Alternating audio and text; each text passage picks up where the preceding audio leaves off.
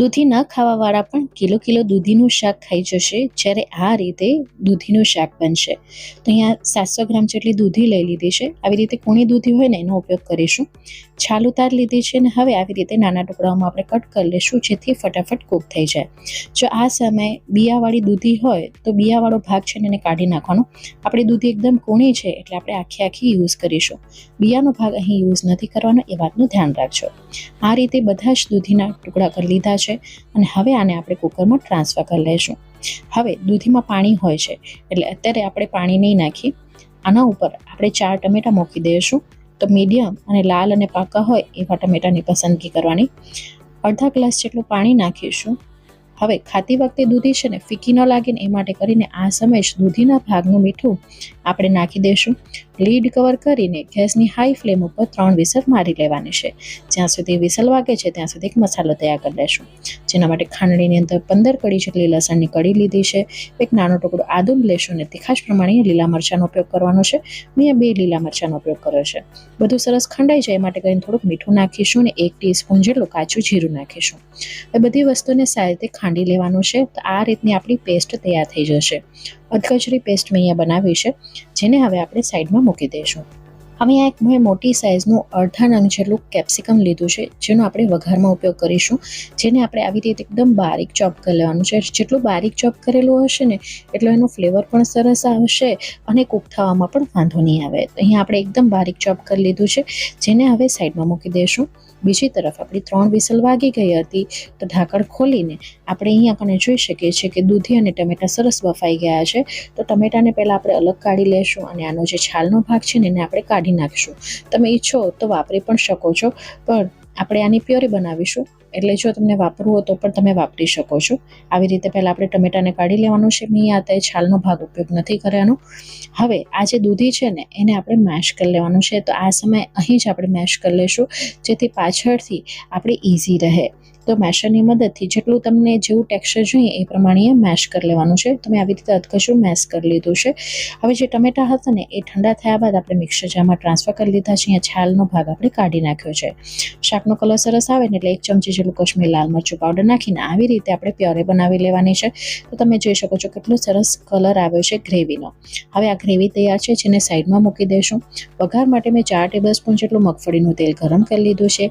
તેલ આપણું આવી ગયું છે એટલે આ સમયે આની અંદર 1/2 ટીસ્પૂન જેટલી આપણે હિંગ નાખીશું.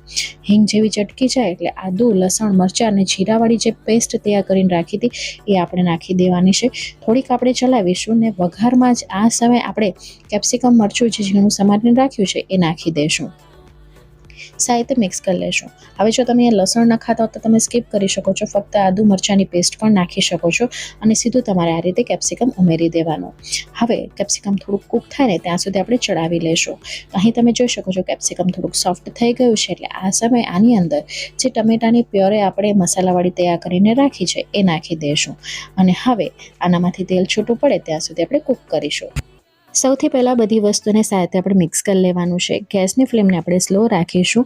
ટમેટાને આપણે પહેલેથી જ બાફીને લીધા છે એટલે આ ગ્રેવીને વધારે કૂક થવા માટે સમય લાગતો નથી. આદુ, મરચાં અને લસણ નાખ્યું છે એની સાથે ટમેટાને કૂક થવા માટે આપણે 5 થી 6 મિનિટનો સમય લાગશે. તો ઢાંકણ ઢાંકીને આપણે ગેસની ધીમા ફ્લેમ ઉપર 5 થી 6 મિનિટ સુધી મૂકી દઈશું. તો ત્યાં સુધી આપણું તેલ પણ સાઈડમાંથી છૂટી જશે. આદુ, મરચાં અને લસણની કચાશ પણ દૂર થઈ જશે. તો 6-1 મિનિટ બાદ તમે જોઈ શકો છો સાઈડમાંથી તેલ છૂટું પડી ગયું છે અને મસાલો સરસ કૂક થઈ ગયો છે. પાણીનો જે પણ ભાગ હતો ને એ બળી ગયો છે. તો જ્યાં સુધી પાણીનો ભાગ ન બળે ત્યાં સુધી આપણે એને કૂક કરવાનું છે એટલે મસાલો આપણો પ્રોપર જ તૈયાર થશે. હવે આ સમયે આની અંદર બાકીના મસાલાઓ આપણે એડ કરી દઈશું. તો 2 ટીસ્પૂન જેટલું આપણે ધાણા જીરું પાવડર નાખ્યું છે. 1/2 ટીસ્પૂન જેટલી આપણે હળદર પાવડર નાખીશું. 1/2 ટીસ્પૂનથી થોડું ઓછું આપણે ગરમ મસાલો નાખીશું. તો ઘરમાં જે પણ દાળ શાકનો ગરમ મસાલો તમે વાપરતા હો એનો ઉપયોગ કરી શકો છો. હવે આનો ફ્લેવર ઇન્હાન્સ કરવા માટે આપણે લગભગ 1 ટેબલસ્પૂન જેટલી કસૂરી મેથી નાખીશું. તો કસૂરી મેથી અચૂકથી ઉમેરજો. આના કારણે એની અંદર સોડમ પણ સરસ આવે છે, સુગંધ પણ સરસ આવે છે અને સ્વાદ પણ વધારે ઇન્હાન્સ થઈને આવે છે. અને છેલ્લે હવે આની અંદર આપણા સ્વાદ અનુસાર પાઉંભાજીનો મસાલો નાખીશું. તો મેં અંદર 1/2 ટેબલસ્પૂન જેટલો પાઉંભાજીનો મસાલો નાખ્યો છે અને બધી વસ્તુને આપણે મિક્સ કરી લઈશું.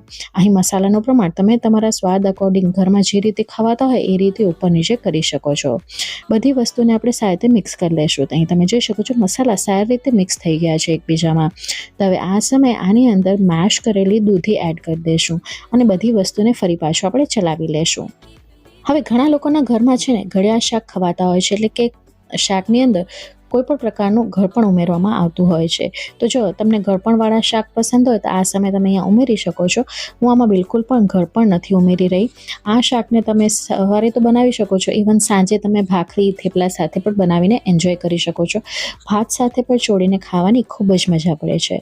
સાથે મિક્સ કરી લેશું. ઢાંકણ ઢાંકીને ફરી પાછું આપણે 5 થી 6 મિનિટ સુધી, જ્યાં સુધી મસાલા સાથે ચડી નથી જતા ત્યાં સુધી આપણે પકવી લેશું. તો અહીં તમે જોઈ શકો છો મસાલા સાથે કલર ખીલી ઉઠ્યો છે અને સરસ તેલ પણ છૂટું પડી ગયું છે. તો એકવાર સાથે ચલાવી લેશું. અહીં તમે જોઈ શકો છો. હવે તમને આ શાક કેટલું ગ્રેવીવાળું પસંદ છે ને એ પ્રમાણે રાખવાનું. આપણે ઉપરથી બિલકુલ પણ પાણી ઉમેરેલું નથી, કારણ કે દૂધીમાં પણ પાણીનો ભાગ હોય છે અને આટલી થિકનેસ મારા પ્રમાણે બરોબર છે. જો તમને વધારે લિક્વિડી પસંદ હોય તો તમે આ સમયે થોડુંક ગરમ પાણી એડ કરી શકો છો. હવે છેલ્લે સર્વ કરતાં પહેલાં આપણે આની અંદર થોડીક બારીક સમારેલી કોથમીર નાખીશું. એનાથી ફ્રેશનેસ પણ એડ થશે અને સ્વાદ પણ ખીલીને આવશે. સારી રીતે મિક્સ કરી લેશું અને આ શાક તૈયાર છે પીરસવા માટે. તો જે લોકો દૂધી નહીં ખાતા હોય ને એ લોકો પણ વારે ઘડી આ શાક ખાવાની ડિમાન્ડ કરશે. તો ફ્રેન્ડ્સ, આજની આ રેસિપી તમને કેવી લાગી, તમારો અનુભવ મારી સાથે શેર કરવાનું ભૂલતા નહીં. અગર રેસિપી ગમી હોય તો પ્લીઝ વિડીયોને લાઇક, શેર, ચેનલને સબસ્ક્રાઈબ કર્યા વગર ન જજો. અને તમે મારી રેસિપી કયા ગામ, કયા શહેર, કયા મેગા સિટીથી જોવો છો એ પણ જરૂર જણાવજો.